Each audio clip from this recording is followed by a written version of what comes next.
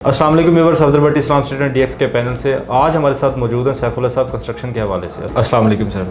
वालेकुम अस्सलाम। सर मेरा क्वेश्चन ये है कि आजकल जो विला की कंस्ट्रक्शन के हवाले से एक क्यूरी चल रही है कि रेट्स के अंदर बहुत ज़्यादा वेरिएशन है। कोई बिल्डर जो है वो 4000 के अंदर आपको बना के दे रहा है विला, 4500 में 5000 तक रेट की जो वेरिएशन है। अच्छा, इसके अंदर सर फैक्ट क्या है? अच्छा, ये आज की बात नहीं, ये जब से बैरियर टाउन में हम कंस्ट्रक्शन कर रहे हैं तब से यही चीज़ें देखी जा रही हैं, ऑब्जर्व की जा रही हैं कि जो बिल्डर रेट कोट करते हैं या जो कॉन्ट्रैक्टर रेट कोट करते हैं विला की कंस्ट्रक्शन, उसमें वेरिएशन बहुत है। जैसे अभी आपने बताया 4000 रुपये पर स्क्वायर फीट पे भी लोग हैं जो ऑफ़र कर रहे हैं, 5000 पे भी हैं, 4500 पे भी हैं। तो क्वेश्चन ये है कि जो 5000 रुपये पर स्क्वायर फीट में विला बना रहा है उस विला में और जो 4000 रुपये पर स्क्वायर फीट का विला बना रहा है, इसमें फ़र्क क्या है? असल में जो फ़र्क है ये सिर्फ कैलकुलेशन का है। अभी हमारा जो एंड यूज़र है वो भी यही देख रहा है कि उसका 4000 का रेट है इसलिए मुझे वहाँ से बनवाना चाहिए, और जो 5000 का रेट है वो बहुत ज़्यादा रेट है तो वहाँ से नहीं बनवाना चाहिए। लेकिन 2-3 फैक्टर हैं। एक फैक्टर ये है कि जो ग्रास एरिया है उसका डिफरेंस होता है समटाइम। दूसरा ये होता है कि कैलकुलेशन ये चाह रही होती है कि हमें इस विला में एंटर होना है, इस फाइनेंशियल सर्कल को चलाना है, अपने कैश फ्लो को बेहतर करना है, या हमने इस काम में एंट्री के बाद एक फ़्लो लेके आना है। या दूसरा फैक्टर, हमारा क्लाइंट जो है वो ये चाहता है, समटाइम वो कहता है कि भाई मुझे सिर्फ घर चाहिए, मुझे आप ABC जो कैटेगरी डिफ़ाइन होती है मार्केट, वो BC का एक हिस्सा है, मुझे भले C कैटेगरी का घर बना के दे दें, मुझे जो है आप विला बना के दे दें, रेट कितना कम करते हैं। तो वो क्लाइंट भी इस चीज़ को आज कर रहा होता है कि वो कम से कम रेट कोट किए जाए उसको।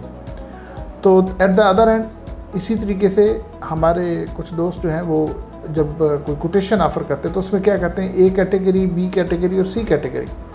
अब उससे A कैटेगरी को 5000 रेट दे देते हैं, दूसरे को 200 और कम कर देते हैं, तीसरे को और कम कर देते हैं। ये एक सेल स्ट्रेटजी के तौर पे इस्तेमाल होता है।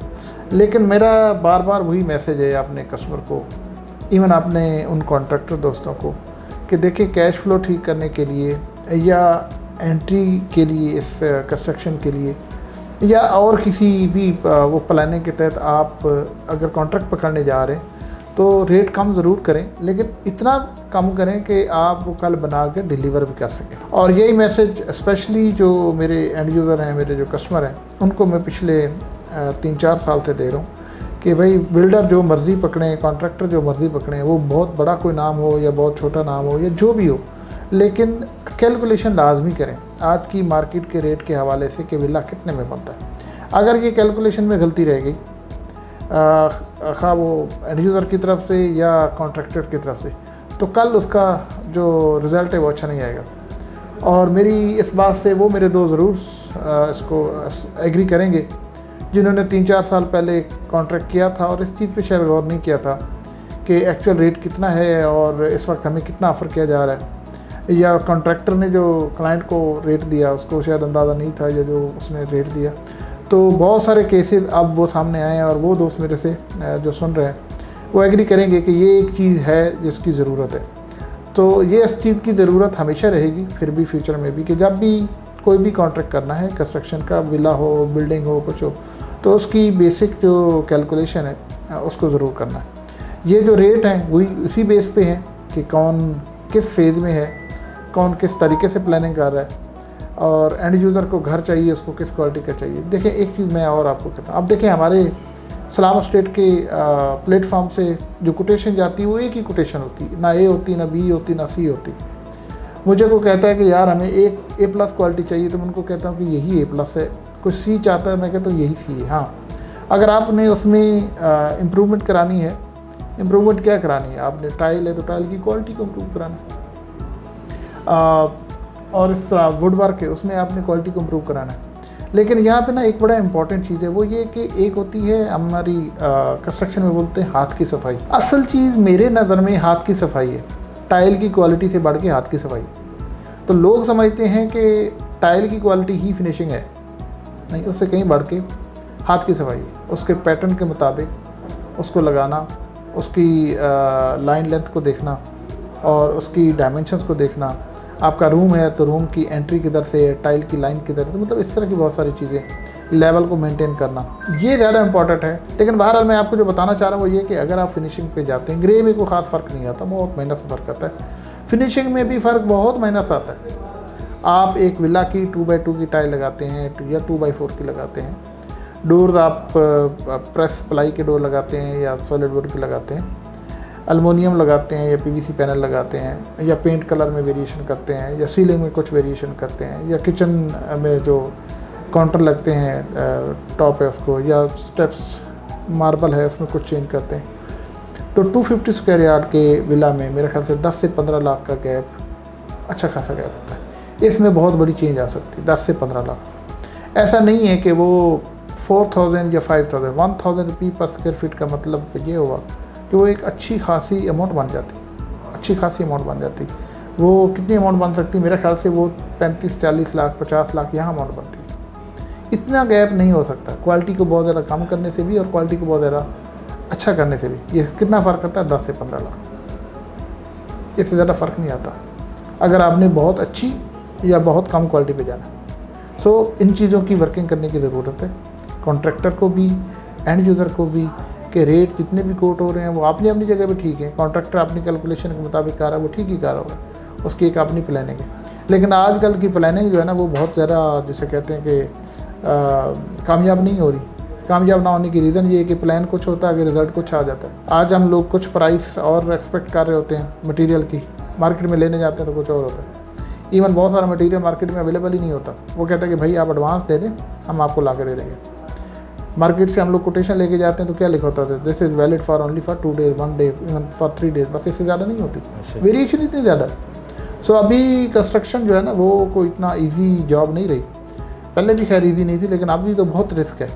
ये पिछले 2-3 साल से जो प्राइसेस की फ्लक्चुएशन, जो अनसर्टेनिटी, इसमें कुछ जिसे कहते हैं ना बहुत मुश्किल है। इवन मुझे याद है जब इनिशियली 2 साल पहले बहुत ज़्यादा प्राइसेस बढ़ना शुरू हुई थी, बल्कि साल पहले, तो हमने कोटेशन देना छोड़ दी थी। हम इस चीज़ पे आ गए थे कि भाई एक्चुअल पे आ जाएं, हम आपको विला बना के दे देते हैं, उसके ओरिजिनल बिल आपके साथ शेयर करेंगे, उसके ऊपर 1% रख देंगे जो हमारा प्रॉफिट है। सही बात तो ये कि मैं आज भी उस पर एग्री हूँ, वो हमारे लिए बहुत सेफ़ है।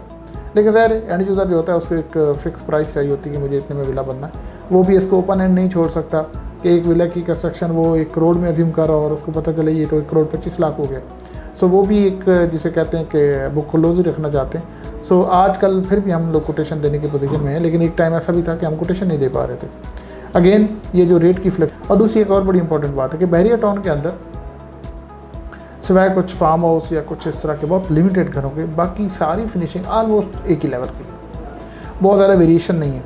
अच्छा, उसकी 2 रीज़न है। एक रीज़न ये है कि हमारा जो कस्टमर है बहरिया टाउन के अंदर मोस्टली वो इसी कैलकुलेशन पे खड़ा है, 4000 से 5000 का रेट। किसी को 4000 वाले रेट की समझ आती है, किसी को 5 या किसी को 4500 4500। सो इन्हीं रेट में खेलता है। आप इन्हीं रेट में एक अच्छी रीज़नेबल तो कंस्ट्रक्शन हो सकती है, बट आउट ऑफ द जिसे कहते हैं ना वो जिसे कहते हैं एक्स्ट्राऑर्डिनरी, वो नहीं हो सकती। अब एक्स्ट्राऑर्डिनरी में तो बहुत कुछ आ जाता है। एक अच्छी रीज़नेबल कंस्ट्रक्शन इसी में होती है, और हमारा मोस्टली कस्टमर भी इसी में फॉल करता है। एक रीज़न ये। दूसरी रीज़न ये है कि हमारे जो यहाँ पे कारीगर हैं, जो लेबर है, जो हमारे सारे टेक्निकल लोग हैं, वो सारे इसी मार्केट के, इसी की पैदावार हैं, इसी स्टैंडर्ड की पैदावार हैं, जो 4000 से 5000 रुपये पर स्क्वायर फीट वाली एक फिनिशिंग स्टैंडर्ड बनता है। सो कारीगर भी उसी स्टैंडर्ड के ऑलमोस्ट एक लेवल के, और प्राइस रेंज भी हुई। ये 2 फैक्टर जिसकी वजह से ऑलमोस्ट सारे विलास थोड़ी बहुत फ्लक्चुएशन के साथ यही बन रहे हैं। अलबत्ता आप कुछ ख़ास एरिया में जैसे लाहौर में जाएँ, वहाँ DHA में जाएँ तो एक से एक बढ़ के घर बना हुआ। ठीक है, वहाँ पर क्या है, वहाँ रेट भी कुछ और हैं, वहाँ पे कारीगर भी कुछ और हैं, उनके रेट ही कुछ और हैं, उनकी अवेलेबिलिटी कुछ और है, नखरे कुछ और हैं। इवन DHA कराची में चले जाएँ, वहाँ यहाँ तो हम 4000 से 5000 की रेट की बात करते हैं, तो वहाँ रेट ही 6000 7000 से स्टार्ट होता है पर स्क्वायर फीट। फिर वहाँ पे लोग फिनिशिंग भी उसी क्वालिटी की चाहते हैं, उनका मटेरियल भी इसी लेवल का होता है, वो स्टैंडर्ड ही कुछ और है। सो यहाँ स्टैंडर्ड एक अच्छा रीज़नेबल चल रहा है, लेकिन बहुत एक्स्ट्रा ऑर्डिनरी नहीं चाह रहा। बहुत कोई एक आध बड़ा विला कुछ बनाओ, लेकिन उसके लिए फिर वो यहाँ के लोग, यहाँ के कॉन्ट्रैक्टर वो काम नहीं कर रहे होते। सो ये बात है तो अजीब सी, लेकिन मैं अपने कस्टमर को क्लियर कर देना चाहता हूँ कि यहाँ पे अच्छा रीज़नेबल विला बनता है, बट बहुत एक्स्ट्रा ऑर्डिनरी रूटीन में नहीं बन रहे। सर बहुत शुक्रिया। किसी भी क्लाइंट की कंस्ट्रक्शन के हवाले से कोई भी क्यूरी हो तो वो दिए गए नंबर पे कोऑर्डिनेशन कर सकते हैं। जज़ाकल्लाह।